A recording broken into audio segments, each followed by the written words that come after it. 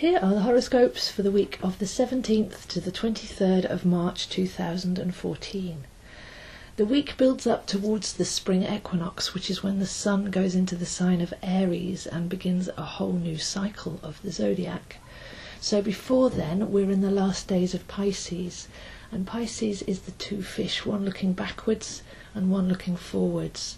So Pisces holds the seed of all of the months that have gone before in the last zodiac cycle, and this is a vital time to do that final releasing, to let go, to be the fish looking backwards, to make atonement, to look back with gratitude, forgiveness, and to be very honest with ourselves so that we can step over the threshold of the spring equinox lighter, expanded and ready to start a whole new cycle.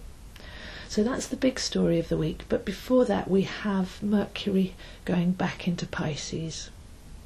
So we had Mercury enter into Pisces before, then retrograde back through Pisces, back into Aquarius, turn direct, and then go forwards again through Aquarius. And today, this is when Mercury goes back into Pisces. So we'll get the summing up of the whole of that retrograde story.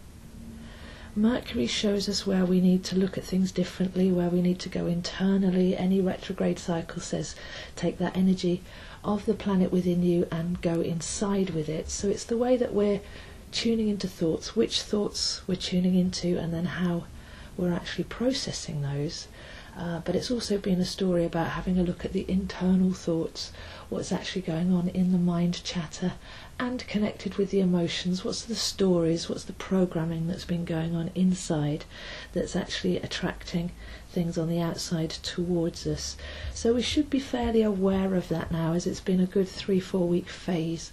This is the last leg of it, so we can look back to when Mercury was last in Pisces and have a look at the story that's unfolded, capture the meaning of it, and then once again we can step forward older and wiser.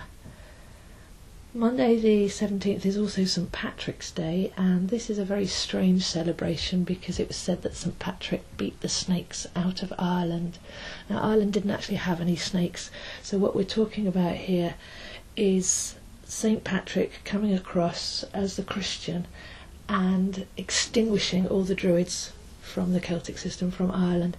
So it's actually a celebration of Christianity over paganism, which you can take that and look at it according to your own belief systems, but it's not necessarily something to be celebrated. It's something to be aware of, that this is the imprint of a organised, monotheistic, masculine, patriarchal religion coming in and undermining the natural cycles, the natural beliefs, the natural reverence for the year. So with this coming so close to the summer, the spring equinox, it's again quite an important time to look back, maybe to look back as far as our ancestral roots in the pre-Christian aspect and see where we can re-engage with those as we head towards a very vital tipping point, which is the spring equinox.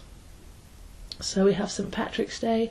Try and go back as far as you can with that one and feel the reality of the real calendar, which is the natural calendar, which is us staying consciously in tune with what's going on in nature and in the world around us, and with the planetary aspects as well. So not to get caught up in just drinking Guinness or something.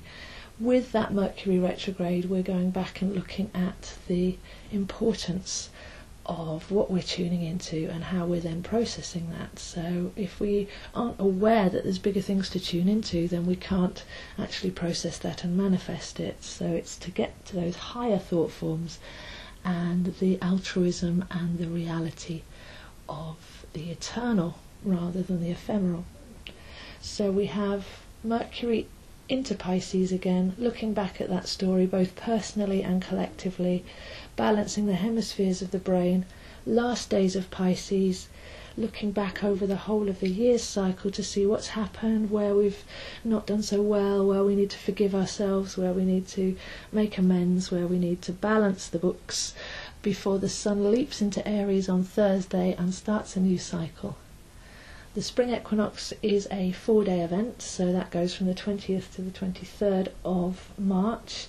So there's time to just engage with that and hold some space. We don't have to rush forwards with the Aries energy. We can actually have a bit of a holding space over the spring equinox before we start to do intentions and bring new things in, because it's better to clear the space and then to hold the space before we then see what it is that we truly want to invoke as the Aries energies ramp up. So Aries is very headstrong, willful. It's the spiritual warrior, it's the knowing of the self, it's the self reborn. The Fool card in the tarot deck corresponds very well to the spring equinox. So it's starting that new journey, but with the wisdom of the journey that we've been on, so that we can travel light, but we can travel wise. So those are the horoscopes for this week, and I'll see you next week.